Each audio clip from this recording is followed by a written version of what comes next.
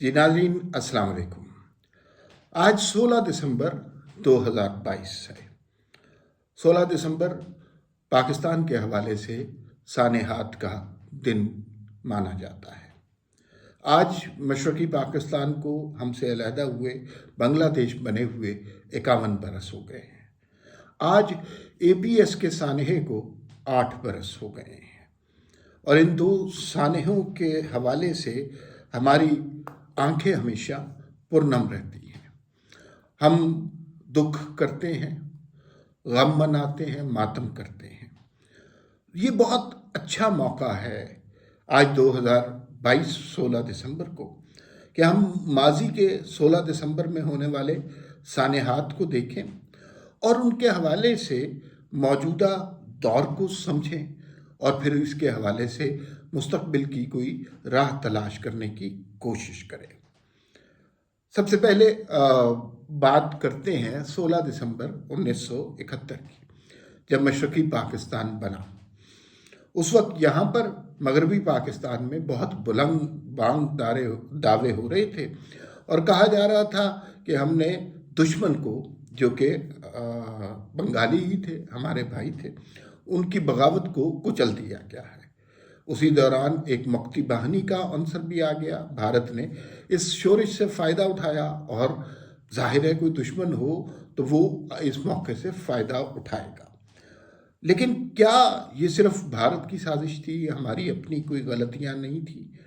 तो यकीनन बहुत बड़ी गलतियां हमारी अपनी भी थी और उन मसला ये है, ना उन गलतियों पर बात की गई, ना उन गलतियों को दुरुस्त करने की कोशिश की गई, ना कोई पब्लिकली अपॉलॉजी की गई। तो 1971 में याहिया खान साहब थे, उन्होंने जो कुछ किया, इंतखाबात हुए, इंतखाबात में बिल्कुल ही मुख्तलिफ किस्म का रिज़ल्ट आया। बांग्लादेश में यानी मशरक़ी पाकिस्तान में मुजीबुर रहमान जीत गए और इधर भुट्टो साहब ने क्लीन स्वीप कर लिया। कुछ लोग और बहुत से लोग ऐसे हैं जो भुट्टो साहब को इस तकसीम का जिम्मेदार ठहराते हैं। ये भी कहते हैं कि इधर तुम उधर हम। अतहर अब्बास साहब जो नामवर एडिटर थे, उन्होंने जो सुर्खी लगाई थी उससे भुट्टो साहब के कलमात थे। लेकिन अतहर अब्बास साहब ने खुद कई दफ़ा जिक्र किया कि इस सुर्खी ये भुट्टो साहब के अल्फाज नहीं थे और इसके मानी गलत दिए गए।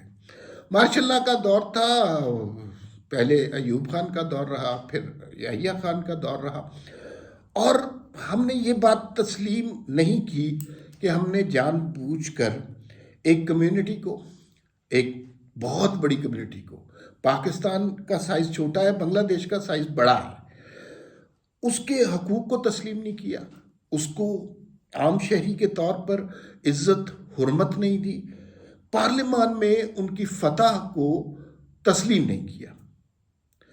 एक उस ज़माने के लोग बताते हैं कि एक तहकीर का रवैया था बंगालियों के मुताल्लिक हमारा। हम उन्हें काले और पता नहीं छोटे कद वाले और पता नहीं किन किन नामों से पुकारा करते थे। ये किसी कम्युनिटी को तहकीर का पूरा निशाना बनाने के उसलूब होते हैं। जैसे आज भी हम पाकिस्तान में, ये जो बाकिया पाकिस्तान है, इसमें बहुत सारी कम्युनिटीज़ को तहकीर की नज़र से देखते हैं।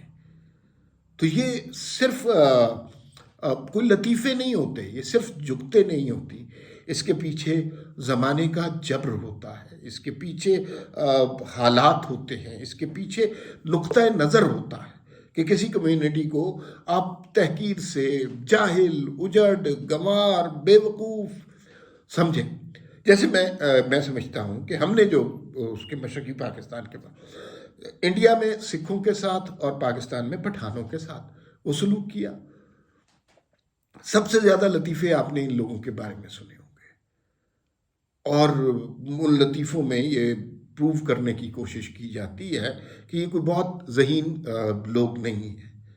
ये बिल्कुल गलत बात है, ये नुक्ता नज़र गलत है। कोई भी कौम, कोई भी कम्युनिटी ना सारी अक्लमंद हो सकती है, ना सारी नालायक हो सकती है, लेकिन हम किसी एक तबके को तहकीर से देखना शुरू कर देते हैं और फिर वो हमारा नस्बुल ऐन नज़रिया बन जाता है। यही कुछ बंगाल में ہوا۔ ایک واقعہ ٹویٹ پہ عامر قریشی صاحب نے ٹویٹر پہ لکھا، وہ میں آپ کو بتا دوں کہ اس وقت جنرل نیازی صاحب کیا کر رہے تھے۔ تو وہ ایک کتاب ہے میجر جنرل اختر حسین راجہ کی، جو جنرل آفیسر کمانڈنگ تھے۔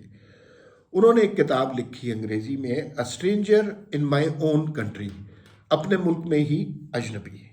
اور انہوں نے ایک واقعہ لکھا کہ 10 مارچ 1971 کو ڈھاکہ آرمی کمانڈ سینٹر میں جنرل نیازی صاحب نے بنگالیوں کو بہت زیادہ گالیاں دیں، اور میں وہ باتیں تو نہیں شیئر کر سکتا، لیکن کہا کہ ان کی عورتوں کے ساتھ ہم یہ سلوک کریں گے اور ان کے ساتھ یہ کریں گے۔ اور آپ کو پتا ہے کہ تحریک پاکستان میں باقی پاکستان سے زیادہ بنگال کا حصہ تھا، تو ان لوگوں کے ساتھ جنرل نیازی صاحب یہ سلوک کر رہے تھے۔ وہ جو گفتگو تھی، وہ گفتگو سن رہے تھے ایک میجر مشتاق، جو سنا ہے بڑے بریلینٹ آفیسر تھے لیکن بنگالی تھے اور محب وطن تھے، پاک فوج کا حصہ تھے۔ انہوں نے جب بنگالیوں کے متعلق جنرل نیازی صاحب کی یہ گفتگو سنی، وہ باتھ روم میں گئے اور انہوں نے خودکشی کر لی، اس لیے کہ وہ اپنی کمیونٹی، قوم، طبقے کی اس قدر توہین برداشت نہیں کر سکے۔ اگر ہم 1971 میں ہونے والے انتخابات کے نتائج تسلیم کر لیتے تو یہ ملک ایسا نہ ہوتا جیسا ہو چکا ہے۔ ہم سے بہت بڑی غلطی ہوئی اور ہم نے مجیب الرحمان کو بھی غدار کہا، حالانکہ وہ فاطمہ جناح کے دستے راست تھے، اور جنہوں نے پاکستان کی لیے اتنی قربانیاں دی، وہ پاکستان کیوں توڑنا چاہیں گے؟ لیکن اگر وہ آپ ان کا حق تسلیم نہیں کریں گے تو ان کے اندر بغاوت کے جذبات آئیں گے، اور پھر آپ کے دشمن اس سے فائدہ اٹھائیں گے۔ یہ بات بالکل درست ہے، انڈیا نے اس سے فائدہ اٹھایا، لیکن ہماری اپنی غلطیاں بھی اس میں تھیں۔ تو جنرل نیازی صاحب نے پھر ہتھیار ڈالے، پھر ایک کمیشن بنا، حمود الرحمان کمیشن۔ آج تک اس کی رپورٹ سامنے نہیں آ سکی۔ اس میں سنا ہے بڑے بڑے نام تھے جن کی خطا کاریاں تھیں۔ اگر ہم چلے بنگلہ دیش الگ بھی ہو گیا تھا تو حمود الرحمان کمیشن کی رپورٹ چھاپتے، جن لوگوں کی غلطیاں تھیں ان کو سزا دیتے، تو پاکستان آج ایسا نہ ہوتا جیسا کہ ہو چکا ہوا ہے۔ ہم نے اس موضوع پر بات کرنا ہی ختم کر دی۔ پاکستانیوں کے لیے اتنا بڑا سانحہ تھا، اور میں اس وقت 1971 میں 3 سال کا تھا، زیادہ مجھے یاد نہیں ہے، میں نے کتابوں سے پڑھا ہے یا بعد میں لوگوں سے سنا ہے۔ میرے والد بتاتے ہیں کہ وہ گلیوں میں نکل کے روئے تھے دھاڑے مار مار کے دوستوں کے ساتھ، جب بنگلہ دیش الگ ہو گیا، کیونکہ وہ تو ایک پاکستان کا خواب تھا، اور پاکستان کا مطلب کیا، لا الہ الا اللہ، وہ بھی مسلمان ہم بھی مسلمان، تو پھر یہ تقسیم کیسے ہوئی؟ اس لیے کہ کسی سٹیج پر ہم نے ان کے انسانی حقوق، بنیادی انسانی حقوق تسلیم نہیں کیے، ان کے ساتھ کچھ زیادتیاں ہوئیں جس کا دشمن نے فائدہ اٹھایا۔ بالکل سمپل سی بات۔ اچھا، حمود الرحمان کمیشن رپورٹ کی آج تک نہیں چھپی۔ میں پی ٹی وی میں ساری عمر کام کرتا رہا ہوں، مجھے یہ پتہ ہے کہ وہاں پر ہم 1971 کا لفظ آ جائے، سقوط ڈھاکہ کا لفظ آ جائے تو یہ لفظ بین تھے، بالکل آپ سینسر کر دیتے تھے، یہ بات نہیں ہو سکتی تھی۔ جب کسی چیز پر بات نہیں ہوتی، جب کسی چیز پر خوف مسلط ہو جاتا ہے، کسی چیز کے بارے میں سینسر لگ جاتا ہے، تو ابہام کریٹ ہوتا ہے۔ ابہام سے افواہیں جنم لیتی ہیں، افواہیں سے پھر فیک نیوز بنتی ہے۔ اگر ہم جن لوگوں کی غلطی تھی تاریخ میں ان لوگوں کو سزا دیتے اور پھر پوری قوم کو بتا دیتے تو ابھی ابہام نہیں کریٹ ہوتا۔ ابھی پاکستان کے لوگ کنفیوز ہیں کہ 1971 میں کیا ہوا۔ کوئی کہتا ہے بھٹو صاحب کی غلطی تھی، کوئی کہتا ہے انڈیا کی سازش تھی، کوئی کہتا ہے یحییٰ خان کی تھی، کوئی کہتا ہے ایوب خان نے مروا دیا، کوئی کہتا ہے بنگالیوں کی شوش۔ دیکھیے، مستقبل وہ چیز ہوتی ہے جس کے بارے میں ہمیں کلیئر نہیں پتا ہوتا، لیکن ماضی تو گزرا ہوا واقعہ ہے، اس کے بارے میں ہمیں ڈیفینیٹ ہونا چاہیے، ہمیں ایگزیکٹلی پتا ہونا چاہیے یہ ہوا، لیکن پاکستانی قوم اس میں بڑی کنفیوژن کا شکار ہے، اور اس لیے کہ ہمیں صحیح صورتحال بتائی نہیں۔ میں نے وہ ہمارے استاد ہیں جلیل علی صاحب، ان کا ایک شعر آپ کو سنا دیتا ہوں۔ جب انہیں اس سانحے کی خبر ملی، اور اس سے پہلے ہم تقریباً فتح کا جشن منانے والے تھے، ریڈیو پاکستان جو کچھ سنا رہا تھا، تو انہوں نے ایک شعر لکھا جو مجھے بہت پسند ہے کہ اس دن ایسی سرخی تھی اخباروں میں، گونگے ہو گئے شہر کے سارے ہوکر۔ تو اس شعر سے آپ کو اس کرب کا اندازہ ہوگا۔ 1971 کا واقعہ بہت دلخراش واقعہ تھا۔ اس کے بعد ہمیں سنبھلنے کا موقع نہیں ملا، اور اس کے بعد ہمیں سبق سیکھ لینا چاہیے تھا کہ کوئی کمیونٹی جو ہے حقیر نہیں ہوتی، انسانی حقوق سب کے لیے ہوتے ہیں، کسی کو تحقیر کی نظر سے نہیں دیکھنا چاہیے، لیکن ایسا نہیں ہوا۔ بھٹو صاحب کا سب سے بڑا کارنامہ یہ گنا جاتا ہے کہ بھٹو صاحب جب اقتدار میں آئے تو انہوں نے 90,000 جو ہمارے فوجی قید تھے بھارت میں ان کو آزاد کرایا، نہ صرف آزاد کرایا، ان کو ہیرو کا ویلکم دیا، اور ان کو ہیرو بنا کر پھولوں کی بارش کے ساتھ ان کو وطن واپس لے کے آئے۔ لیکن اس کے باوجود آپ نے دیکھا کہ چند سال کے بعد وہی بھٹو جو محسن تھا، جس کا اتنا بڑا کارنامہ تھا، اس کو پھانسی پر لٹکا دیا گیا، اور ضیاء الحق صاحب اقتدار پر براجمان ہو گئے۔ اس کے بعد اس ملک کے ساتھ جو ہوا وہ سب کچھ سب کو پتہ ہے کہ کس طرح دہشت گردی آئی، کس طرح کلیشنکوف کلچر آیا، کس طرح ہم افغان وار کے اندر گئے، کس طرح ہمارے اندر لسانی مذہبی اختلافات پیدا کیے گئے امریکی فنڈنگ کے ساتھ۔ اگر ضیاء الحق صاحب بھٹو صاحب کے الیکشن پہ یہ کہا گیا کہ وہ اس میں دھاندلی ہوئی تھی، فرض کیجئے کہ بھٹو صاحب کے الیکشن جیسے بھی تھے، اس کے بعد انہیں حکومت بنانے دی جاتی جو کہ ان کا حق تھا، تو وہ اگر اچھی گورننس کرتے تو آج تک حکمران ہوتے، بری گورننس کرتے تو اگلے ٹینیور میں لوگوں نے انہیں نکال باہر کرنا تھا۔ یہی ڈیموکریسی ہے نا، لیکن وہ سرکل نہیں چلنے دیا۔ ضیاء الحق کا دور آیا، وہ سارا کچھ ہم نے دیکھا۔ اچھا ہاں، اس 1971 کے حوالے سے ایک بات بہت امپورٹنٹ ہے۔ ہمیں ساری عمر سبق یہ سکھایا گیا، کیونکہ پی ٹی وی کی ہم پیداوار ہیں، تو کہ 1971 کا ذکر نہیں کرنا۔ ابھی پچھلے دنوں جنرل باجوہ نے ایک تقریر کی اور اس میں انہوں نے دو باتیں کہی کہ 1971 کی شکست جو ہے وہ فوجی شکست نہیں تھی، سیاسی شکست تھی۔ دوسرا انہوں نے کہا کہ قید ہونے والے فوجی 90,000 نہیں تھے، 34,000 تھے۔ اب ظاہر ہے تاریخ دانوں کے اعتبار سے ان چیزوں پر اختلاف بھی ہو سکتا ہے، بحث بھی ہو سکتی ہے، ایک اور پوائنٹ آف ویو بھی پیش کیا جا سکتا ہے، لیکن میں بہت خوش ہوں کہ جنرل باجوہ نے یہ بات کی، اس لیے کہ اس چیز پر ڈیبیٹ ہمیشہ روکی گئی، اور اس موقع پر انہوں نے اس چیز پر بات کی ہے۔ بات ہونا بہت ضروری ہے۔ ڈائیلاگ جمہوریت کی اساس ہے، وہ ڈائیلاگ سے سوچ جنم لیتی ہے، اور سوچ سے سوال جنم لیتے ہیں، اور ان سوالات کے جواب مل جائیں تو انسانی ذہنوں کی شورش، اختلاف کم ہو جاتا ہے، لوگ ابہام میں نہیں رہتے، لوگ کلیئر ہو جاتے ہیں، انہیں مستقبل کے راستے کا پتہ چل جاتا ہے۔ اب آ جاتے ہیں جی 16 دسمبر 2014 کو۔ ملک میں اس وقت کیا ماحول تھا؟ اس وقت عمران خان صاحب 126 دن کا دھرنا دے چکے تھے۔ دھرنا اپنے اعتبار سے وفات پا چکا تھا، اس لیے کہ عمران خان صاحب نے لاؤ لشکر لا کر اسلام آباد پر چڑھائی کرنی تھی۔ اس کے اندر ہم نے بہت کچھ دیکھا، قبریں بھی کھودی گئیں، کفن بھی پہنے گئے، عمران خان کے کزن طاہر القادری نے انہیں گلے بھی لگایا، اور پھر سپریم کورٹ کے باہر شلواریں بھی دھو کے لٹکائی گئیں۔ وہ علاقہ جو خوبصورتی کے حوالے سے مثال تھا، وہاں غلاظت اور تعفن کے سوا کچھ نہیں تھا۔ عمران خان کو نکلنے کا کوئی راستہ نہیں مل رہا تھا، کوئی رسپیکٹیبل ایگزٹ نہیں مل رہی تھی۔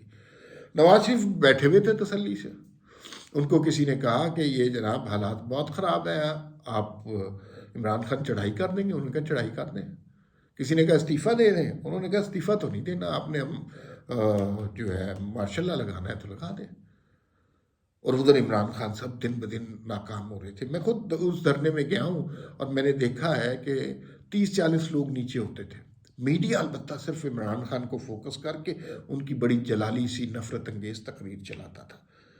پھر اے پی ایس کا واقعہ ہوا، 149 بچے ذبح کر دیے گئے، اور ان بچوں کو کی تصویریں اور یہ وہ سارے ملک میں پھولوں کا شہر کہتے ہیں ہم پشاور کو، پشاور میں یہ واقعہ ہوا، اور پھر اس کے بعد جناب عمران خان نے اپنا دھرنا ختم کیا۔ میں یہ بات نہیں کہنا چاہتا کہ عمران خان کا دھرنا ختم کرنے کے لیے خدا نخواستہ یہ واقعہ ہوا، بہت سارے لوگ حالانکہ یہ بات کہتے ہیں، لیکن ایک بات میں ضرور کہوں گا کہ جس وقت عمران خان کا دھرنا ہو رہا تھا اس وقت سیکیورٹی کی، ملک کی سیکیورٹی کی عام ذمہ داری DGI جنرل ظہیر الاسلام پہ تھی۔ جنرل ظہیر الاسلام اس وقت سیکیورٹی سے زیادہ دھرنے کے کام مینیج کرنے میں لگے ہوئے تھے۔ وہ بہت خون چکا واقعہ تھا، بہت تکلیف دہ واقعہ تھا۔ اور پھر ان بچوں کے ساتھ ہم نے کیا سلوک کیا؟ ہم نے ایک گانا بنایا کہ دشمن سے بچوں سے ڈرتا ہے دشمن، بڑا بزدل ہے یہ دشمن، کچھ اس طرح کا۔ تو وہ پھر دوسرا ہم نے ان بچوں کو شہید کہہ کے پکارنا شروع کر دیا، جیسے، اور ان کی دلیری کی تعریفیں کرنی شروع کر دی، جیسے وہ بچے تعلیم حاصل کرنے نہیں گئے تھے، شہادت پانے، ذبح ہونے گئے تھے۔ تو ہم نے اپنی کانسولیشن کے لیے، اپنی تھوڑی سی ہمت بندھانے کے لیے ان بچوں کی بہادری کے قصے سنانا شروع کر دیے کہ بہت اچھا۔ ہمیں اس واقعے کا ماتم زیادہ کرنا چاہیے تھا، لیکن اس پہ توجہ کم دی گئی۔ تو عمران خان صاحب کا دھرنا ختم ہوا اور وہ جو ہے پھر پشاور گئے، اور پھر اس کے بعد یہ معاملہ ختم ہوا، اور بہت تکلیف دہ واقعہ ہے جو APS کا واقعہ ہوا۔ جو آج کے ویلاگ کرنے کا مقصد یہ ہے کہ اب ہم آ گئے ہیں 16 دسمبر 2022 میں۔ ہم نے کیا کھویا، کیا پایا؟ دو واقعات کی طرف میں نے آپ کی توجہ دلا دی۔ کیا ہم نے ان حالات سے، ان واقعات سے کوئی سبق سیکھا ہے؟ کیا ہم مستقبل میں لوگوں کی، کمیونٹیز کی اہمیت اور ان کے انسانی حقوق کو ماننے کو تیار ہیں؟ کیا ہمارا جمہوریت پر ایمان ہو چکا ہوا ہے؟ مجھے تو نہیں لگ رہا۔ اس وقت بھی ایک جنرل نیازی صاحب تھے جنہوں نے ہتھیار ڈال دیے اور ملک کو تباہ و برباد کیا، 2 لاکھ کیا۔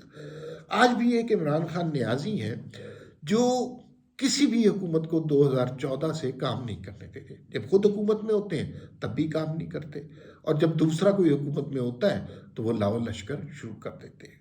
عمران خان صاحب کسی اور سیاسی جماعت کو تسلیم نہیں کرتے۔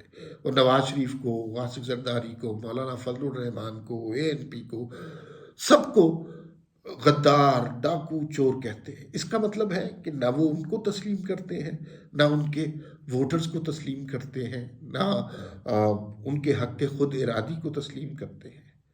تو یہ بہت زیادہ خطرناک سچویشن ہے۔ یہ پھر وہی صورتحال پیدا ہو رہی ہے جب ہم ایک دوسری سیاسی جماعتوں کے حق کو تسلیم نہیں کر رہے۔ ہائیبرڈ نظام ہو چکا، چلے بہت بڑی غلطی تھی، اس پہ بہت بات ہو چکی۔ ہائیبرڈ نظام ہو چکا، عمران خان صاحب تخت سے اتر گئے، لیکن ہم نے آگے کیا کرنا ہے؟ آگے کے راستے جس طرح عمران خان صاحب چلنا چاہتے ہیں، فوج کو سیاست میں گھسیٹنا چاہتے ہیں اور اس کے ذریعے کبھی حکومت کرنا چاہتے ہیں، کبھی کسی جرنیل کی عزت کرتے ہیں، کبھی کسی جرنیل پر گالیاں برساتے ہیں۔ یہ سسٹم اس طرح نہیں چل سکتا۔ اللہ تعالیٰ اس ملک کو قائم رکھے، ہمیں بے پناہ محبت اور عشق ہے اس ملک سے، لیکن کچھ چیزوں کی طرف نشاندہی کرنا بہت ضروری ہے۔ اگر آپ کسی دوسری سیاسی جماعت کو تسلیم نہیں کریں گے، اگر آپ پارلیمان کی عزت نہیں کریں گے، دیکھیے کس قدر بے حرمتی ہو رہی ہے۔ جمہوریت میں ہم کہتے ہیں کہ بنیادی طور پر عام آدمی کا رول اتنا ہوتا ہے کہ وہ ووٹ ڈال دیتا ہے، ووٹ ڈال کے وہ اپنے نمائندے منتخب کرتا ہے۔ خان صاحب کبھی KPK کی اسمبلی توڑنے کے چکر میں ہیں، کبھی اسلام آباد کی، وہ پنجاب کی اسمبلی ہے۔ تو یہ بے حرمتی ہے نا ان لوگوں کے حق کی، ان لوگوں کے نمائندوں کی، بے توقیری ہے نا۔ تو یہ نہیں ہونا چاہیے۔ دوسرا، لاؤ لشکر سے حکومتیں گرانے کا کام بہت پرانا ہو چکا ہے۔ اب پارلیمان وہ جگہ ہے جس کی خان صاحب عزت کرنا ہی نہیں چاہتے، نہ وہ کبھی اس کو عزت کی نگاہ سے دیکھتے ہیں۔ پارلیمان سے وہ استعفے دے کر بیٹھے ہیں۔ چند ہزار لوگ ہیں اور ان کا ایک زہریلا سوشل میڈیا ہے، اور وہ اس کی بنیاد پر، اور الیکٹرانک میڈیا ان کی خدمت کے لیے بنا ہوا ہے، وہ ان کی بنیاد پر یہ سارا سلسلہ چلا رہے ہیں۔ میں کوئی غلط پیشن گوئی نہیں کرنا چاہتا اور یہ سنجیدہ موضوع ہے، لیکن ہم نے ماضی سے کچھ سبق سیکھنے ضرور ہیں۔ نہیں سیکھیں گے تو ہم اور نقصان ہوگا، ہم تقسیم در تقسیم کے عمل میں پڑے رہیں گے۔ بہت ضروری ہے کہ ہم سب سیاسی جماعتوں کو تسلیم کریں۔ کسی کو یہ جو منورنگ کر کے پرویز الہی جیسے لوگوں کو سر پہ بٹھا دیا ہے، یہ پنجاب کے ریپرزنٹیٹیو نہیں ہے۔ جنرل مشرف کے دور سے پنجاب میں حکومت نہیں کرنے دی گئی، جو پنجاب کے ریپرزنٹیٹیو ہیں نون لیگ والے، اور ہر طریقہ اختیار کیا گیا، انہیں حکومت نہیں کرنے دی جاتی۔ تو نواز شریف کے دور میں بھی عمران خان صاحب پنجاب میں حکومت تھی، لیکن عمران خان صاحب نے کیا کچھ کیا آپ سب کو پتہ ہے۔ تو جب تک دوسروں کو تسلیم نہیں کریں گے، میں آپ کی عزت نہیں کروں گا، آپ میری عزت نہیں کریں گے، تو بات نہیں بنے گی۔ گالیاں دینے سے، اختلاف پیدا کرنے سے انتشار تو ہو سکتا ہے، لڑائی تو ہو سکتی ہے، امن پیدا نہیں ہو سکتا، ملک نہیں چل سکتا، معیشت نہیں چل سکتی۔ میری بڑی خواہش ہے کہ خان صاحب کو یہ بات سمجھ آ جائے، اور خان صاحب کے جو کوچ ہیں، خان صاحب کے جو سپورٹر ہیں، انہیں سمجھ آ جائے۔ دیکھیے عمران خان ہوں گے بڑے ہر دل عزیز لیڈر، بڑے لوگ ان سے محبت کرتے ہوں گے، لیکن کوئی شخص بھی اور کوئی لیڈر بھی پاکستان سے زیادہ اہم نہیں ہے۔ تو ہمیں پاکستان کی بقا کے لیے جمہوری قدروں کو اپنانا ہے، پارلیمان کی عزت کرنی ہے، پارلیمان کا احترام کرنا ہے، ووٹ کو عزت دینی ہے، اور دوسرے کے حق کو تسلیم کرنا ہے۔ دوسرے کو صرف گالی نہیں دینی، دوسرے پہ صرف الزام نہیں لگانا، اور اپنے گریبان میں بھی جھانکنا ہے۔ خان صاحب جو ہیں دوسروں کے گریبان میں تو جھانکتے ہیں، لیکن اپنے گریبان میں جھانکنے سے گریز کرتے ہیں۔ یہ صورتحال ہے۔ اب بات لمبی ہو گئی، ختم کرتے ہیں، اور اس میں اب آپ جو ویو سننے والے ہیں وہ خود نتیجہ نکالیں کہ ہم نے کیا غلطیاں کی اور اب ہمیں کیا کرنا چاہیے۔ جو غلطیاں ہو گئی چلے وہ بھی ماضی کا حصہ تھا، ہو گئی، تو اب آگے ہم نے کیا کرنا ہے۔ سب ادارے اپنے اپنے کام کریں، اپنی اپنی حدود میں رہیں، تو یہ ملک چل سکتا ہے، ورنہ اس کی بنیاد کو، اس کی سلامتی کو ابھی بھی خان صاحب جیسے انتشاری لوگوں کی وجہ سے بہت زیادہ خطرات لاحق ہیں۔ فی الوقت اتنا ہی، پھر ملاقات ہوگی۔ اللہ حافظ۔